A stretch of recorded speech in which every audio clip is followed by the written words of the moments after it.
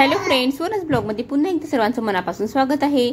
तर या ठिकाणी आता मी बसलेली आहे स्वयंपाकाला आणि मी तेल गरम करायला ठेवलं होतं। आता त्यामध्ये मोहरी वगैरे घालून घेते आणि आज मी बनवणार आहे मस्तपैकी आलू वांग्याची विदर्भ स्पेशल मसाल्याची भाजी आणि त्यासोबत बनवणार आहे बिट्ट्या। बिट्ट्या माझ्या मिस्टरांना खूप आवडतात, तर असं काही स्पेशल कारण वगैरे नाही पाहिजे। जेव्हा खायची आठवण आली तेव्हा आमच्याकडे बिट्ट्या आणि आलू वांग्याची भाजी होते।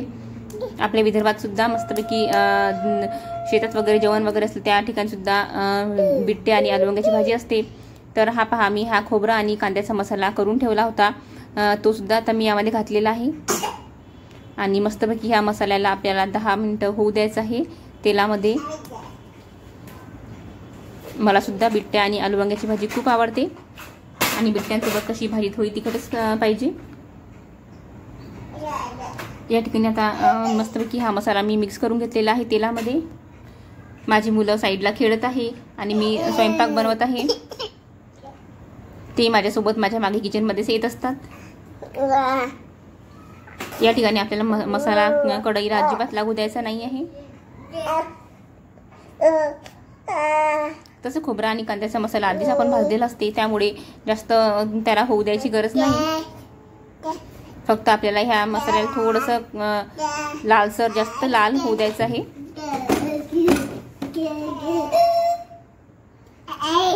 आता माझा मसाला झालेला आहे। आता यामध्ये मी सर्व जे बाकीचे मसाले आहे, हळद, तिखट वगैरे टाकून घेणार आहे।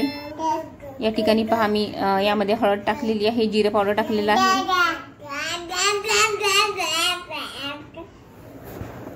आता याला आपल्याला व्यवस्थित कालवून घ्यायचं आहे।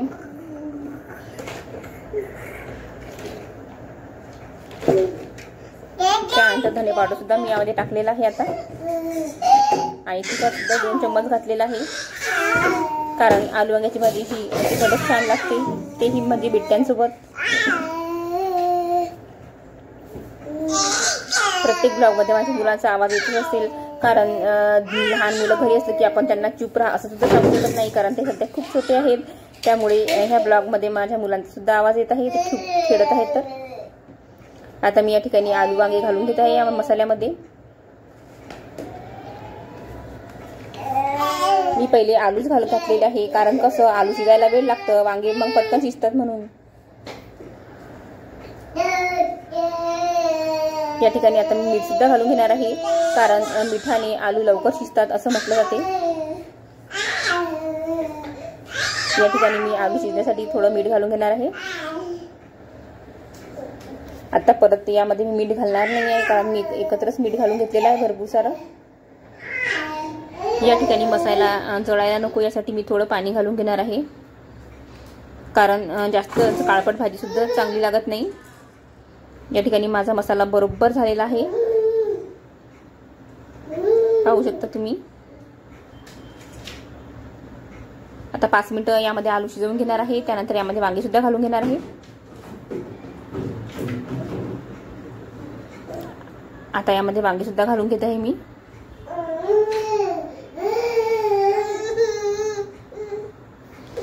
आता वांग्याला सुद्धा ह्या मसाल्यामध्ये मस्तपैकी परतून घेऊया आपण।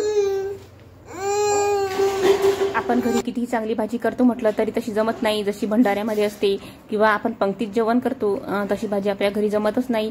काय मी काय गोष्ट असेल तर किंवा खूप सारं बनते, प्रसाद म्हणून असते म्हणून ती भाजी खायला चांगली लागत असेल, किंवा आचार्याची हातची भाजी वेगळीच लागते, तशी आपल्या घरी कधीच बनत नाही। पण मी आता तशीच बनवून पाहत आहे। मला सुद्धा पंक्तीत जेवायला खूप आवडते, परंतु आता पंक्ती राहिल्यास कुठे, आता सर्व लग्नात वगैरे बफेच ही पद्धत आहे। खाली बसून जेवण्याची मजाच वेगळी होती आधी, आणि सर्व कसे एकत्र हसून खेळून राहत होते। माझी भाजी शिजेपर्यंत एका साईडला मी बिट्ट्याची कणिक भिजवायला घेतलेली आहे। यामध्ये मी मस्तपैकी तीळ आणि ओवा सुद्धा टाकून घेतलेला आहे।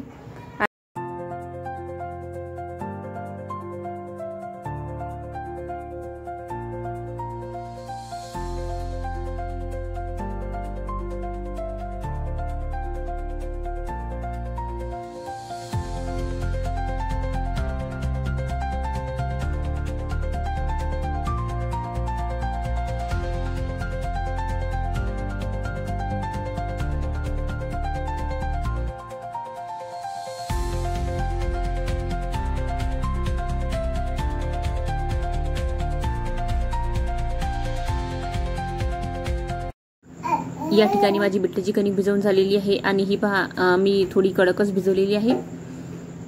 आता मी मस्तपैकी भाजी खोलून घेणार आहे आणि त्यामध्ये पाणी सुद्धा घालून घेणार आहे। यामध्ये भाजीमध्ये गरम सुद्धा पाणी घातलं चालते, परंतु मी या ठिकाणी थंडच पाणी घालणार आहे, कारण मी मसालाच खूप छान भाजून घेतलेला आहे। या ठिकाणी मी 1 ग्लास पाणी यामध्ये घालणार आहे आणि आता ह्या भाजीवर झाकण वगैरे ठेवून घेणार आहे 1 उकळी आल्यानंतर। आणि एका साईडला मी माझ्या मुलांसाठी वरण भात सुद्धा लावून घेणार आहे। मी वरण भात कुकरमध्ये 1 टिफिनचा डबा ठेवत असते आणि त्या टिफिनच्या डब्यामध्येच वरण भात लावत असते।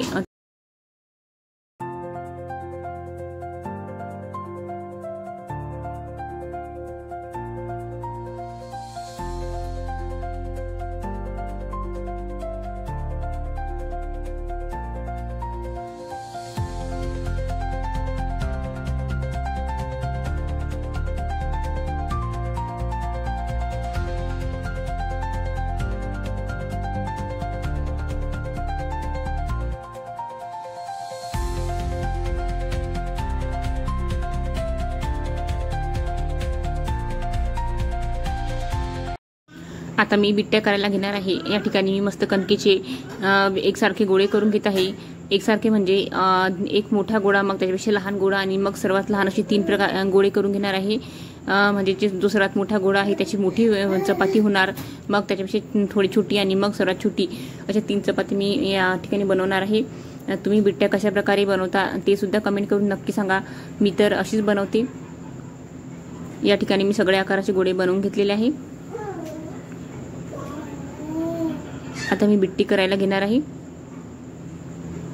या ठिकाणी पहा मी जे 3 मोठ्या मोठ्या आकाराचे गोळे करून घेतले होते त्यातला सर्वात मोठा मी गोळा घेतलेला आहे आणि याची मोठी चपाती बनवून घेणार आहे मी आता।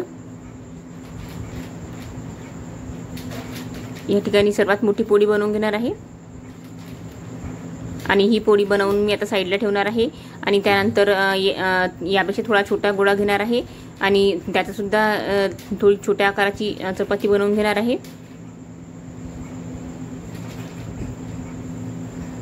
म्हणजे आपल्याला 3 चपाती एकावर एक ठेवता येतील।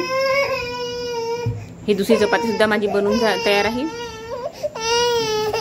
आता सर्वात लहान तिसरा जो छोटा गोळा आहे तो घेणार आहे आणि ते सुद्धा लाटून घेणार आहे। आणि या ठिकाणी पहा माझी सर्व चपाती लाटून झालेली आहे आणि मी सर्वात मोठ्या चपातीला तेल लावलेलं आहे आणि त्यावर हे छोट्या आकाराची चपाती ठेवलेली आहे आणि दुसऱ्या चपातीला सुद्धा तेल लावून घेतलेलं आहे आणि त्यावर सुद्धा हे सर्वात लहान जी चपाती आहे ते ठेवलेली आहे।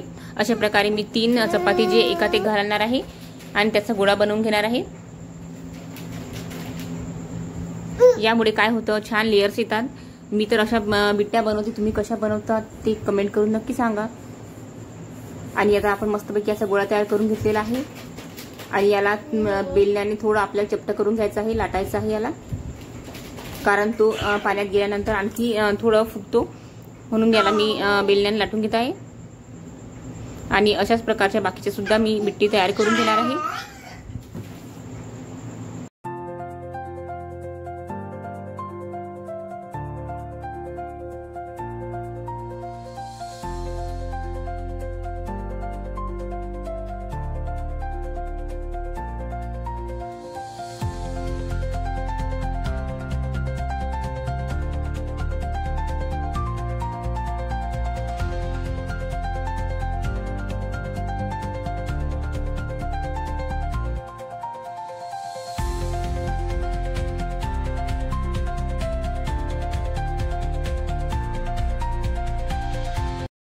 या ठिकाणी माझ्या सर्व बिट्टी बनवून तयार आहे आणि मी त्या वाफवून सुद्धा घेतल्या आहे आणि मी बिट्टी या ठिकाणी तळत आहे।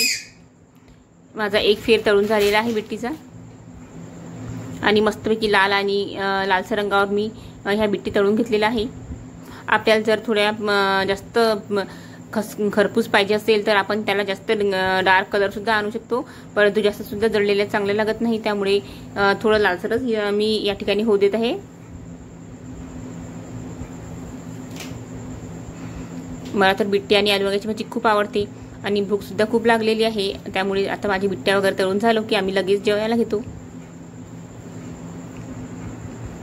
या ठिकाणी मी मस्तपैकी हिरवी कांद्याची पात सुद्धा कापून घेतलेली आहे या ठिकाणी मी मस्तपैकी लालसर रंगावर ह्या बिट्ट्या तळून घेत आहे. आता आणखी दुसरा फेर मी यामध्ये घालणार आहे तेलात.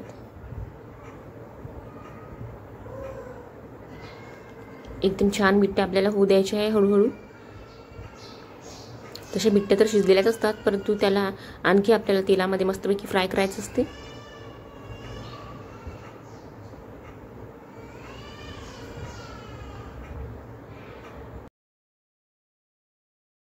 या ठिकाणी माझ्या सर्व बिट्टी बनून तयार आहे आणि आता मी मस्तपैकी तेलातून काढून घेतलेले आहे आणि मी आता लगेच जेवायला घेते, कारण बिट्टी आणि रोडगे म्हणा काही म्हणा गरमच छान लागते खायला.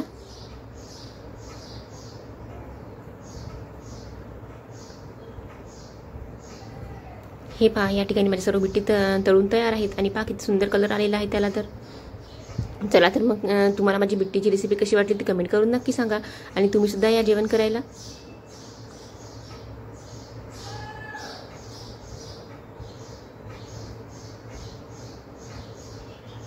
हे पहा, या ठिकाणी माझं ताट वाढून तयार आहे. चला तर मग मी या ब्लॉगला इथेच थांबवते. जर तुम्हाला माझा ब्लॉग आणि माझ्या सर्व रेसिपी आवडल्या असेल तर प्लीज माझ्या चॅनलला लाईक, शेअर आणि सबस्क्राईब करा आणि पुढच्या व्हिडिओमध्ये असंच नवीन काहीतरी घेऊन भेटूया. तोपर्यंत बाय बाय.